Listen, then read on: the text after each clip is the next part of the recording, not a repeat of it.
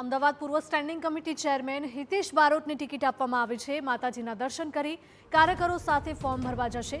પૂર્વ standing committee chairman Hitesh બારોટની TV9 સાથે ખાસ વાતચીત। યુવાઓ સાથે સિનિયર તરીકે મારી પણ પાર્ટીએ પસંદગી કરી। યુવાઓને તક આપવા માટે ચાલુ કોર્પોરેટરોની ટિકિટ કપાઈ છે।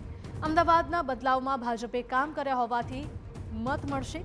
આ વખતે છેલ્લી ચૂંટણીની 160થી વધારેનો રેકોર્ડ અમે તોડીશું। ફોર્મ ભરવાનો આજે અંતિમ દિવસ। હિતેશભાઈ આજે ફોર્મ ભરવા માટે જઈ રહ્યા છે। પૂર્વ સ્ટેન્ડિંગ કમિટીના ચેરમેન રહી ચૂક્યા છે અને એમની સાથે વાતચીત કરીએ શું કહી રહ્યા છે। હિતેશભાઈ, ફરી એકવાર પસંદગી, અનેક પ્રકારની અટકળો હતી કે સિનિયર હોય એમને નહીં આપી, આ સહિતની વાતો, અને એની વચ્ચે ફરી એકવાર આપની પસંદગી। ભારતીય જનતા પાર્ટી યુવાનોની સાથે અમને પણ તક આપી છે અને થલતેજ વોર્ડના વિસ્તાર માટે કામ કરવાની જે બીજી વાર મને તક આપી છે અને થલતેજની જનતાએ મૂકેલો વિશ્વાસ પરિપૂર્ણ કરવા માટેનો પ્રયાસ કરીશ।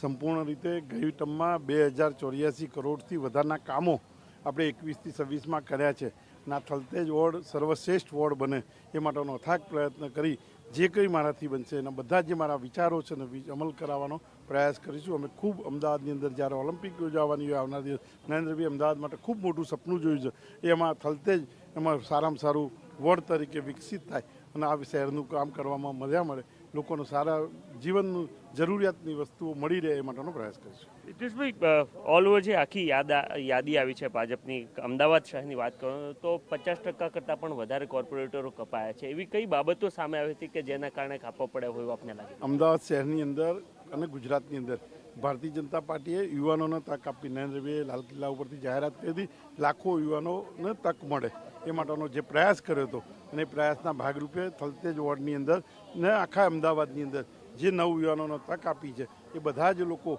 આવનાર દિવસમાં ગુજરાતનું ભાવિ અને દેશ માટે સારું વિકાસના કામો કરી શકે એ માટે નરેન્દ્રભાઈનો દૂરદર્શી વિચાર છે એનો અમલ કર્યો છે।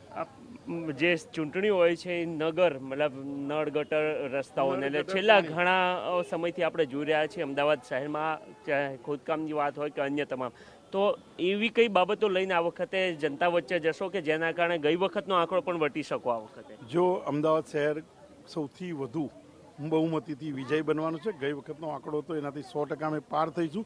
જે રીતે નવ યુવાનોને તક આપી છે અને આવનાર દિવસમાં ભારતનું અમદાવાદને સર્વશ્રેષ્ઠ શહેર બનાવવાનો પ્રયાસ કરવાનો છે, એ પ્રયાસ ઓલિમ્પિક હોય કે વિશ્વની અંદર બધી યોજાતી રમતો હોય કે વિશ્વની અંદર અમદાવાદ શહેર મોખરે બને અને જે શહેરની માટેની જે કલ્પના છે બધી પૂરી થાય એવો બધા પ્રયાસ કરીશું। તો જરૂરથી યુવાઓને આ વખતે તક આપવામાં આવી છે, પરંતુ એની સાથે કેટલાક સિનિયરોને પણ જારી રાખવામાં આવે છે અને એમાં હિતેશભાઈ જે છે એમનું નામ છે, પૂર્વ સ્ટેન્ડિંગ કમિટી ચેરમેન છે અને દાવો કરી રહ્યા છે કે ગઈ વખતનો 160+ જે આંકડો હતો એને આ વખતે ભાજપ અમદાવાદમાં તોડવા જઈ રહ્યું છે। દીપક સેન સાથે નરેન્દ્ર રાઠોડ, TV9 અમદાવાદ।